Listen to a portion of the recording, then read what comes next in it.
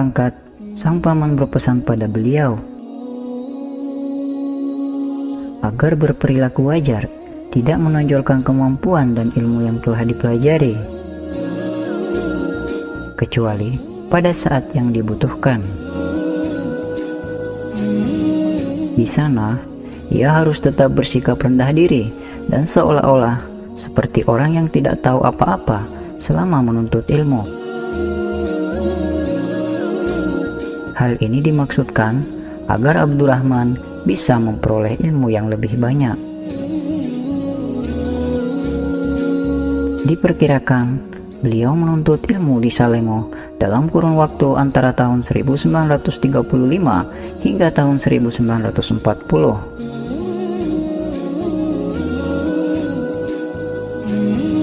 Selama beliau di sana, ia seringkali pulang setiap ada waktu dan kesempatan untuk bertemu orang tua dan membantu menjalankan misi-misi sang paman di Lapeo.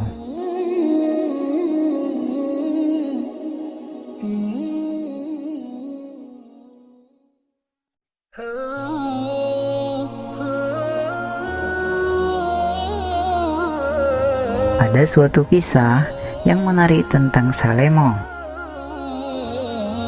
Suatu hari, ketika sang paman sedang bersama beliau di dalam kamar, ia menceritakan kisahnya ketika menuntut ilmu di Salemo. Hal ini juga dimaksudkan untuk memberi motivasi pada Abdurrahman agar ia tetap bersemangat dalam menuntut ilmu. Hubungan mereka berdua memang amatlah dekat dan hampir tak ada rahasia lagi di antara mereka. Sang paman pun kemudian bercerita jika dulunya ketika ia menuntut ilmu juga masih sangat muda atau tergolong masih remaja seperti dirinya. Para pemuda di sana banyak yang merasa iri padanya. Entah mungkin karena kecerdasan atau karisma yang dimiliki, sehingga para pemuda merasa jika satu-satunya pria yang menjadi saingan dan penghalang bagi mereka, terutama dalam hal wanita, adalah dirinya. Terlebih, Muhammad Tahir atau Imam Lapeo juga memang amat benci jika ada pria yang suka usil dan mengganggu para wanita. Maka, beberapa pemuda itu saling bekerja sama untuk mencari cara agar dirinya bisa diusir dari Salemo atau dibenci oleh penduduk dan wanita di sana.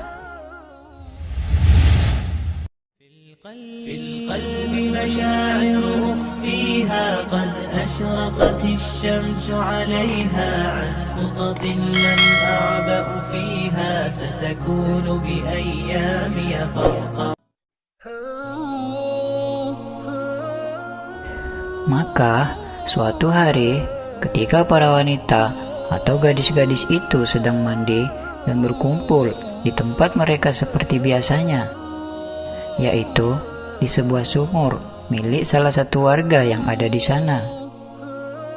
Saat mereka menyiramkan air ke tubuhnya, tiba-tiba saja sekujur tubuh mereka perlahan terasa amat gatal. Semakin mereka mencoba untuk menyiram dan membersihkannya, rasa gatal itu justru semakin parah dan semakin menjadi-jadi. Mereka pun kemudian lari berhamburan dan mengadukan perihal tersebut. Sesekali sang paman memecah keheningan dengan canda dan tawa yang khas pada Abdurrahman, serta dalam logat dan bahasa Mandar yang sejak awal tampaknya amat serius mendengarkan cerita itu. Sang paman pun kemudian melanjutkan kisahnya. Karena sistem pemerintahan wilayah ketika itu adalah sistem kerajaan, maka perkara itu pun akhirnya sampai ke hadapan raja.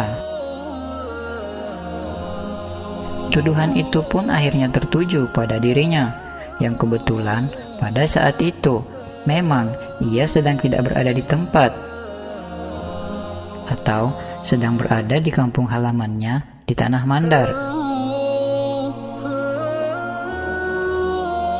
Dan karena masih sulitnya akses serta komunikasi ketika itu, maka sang raja pun kemudian memutuskan untuk mengadili Muhammad Tahir saat nanti jika ia sudah kembali di Salem.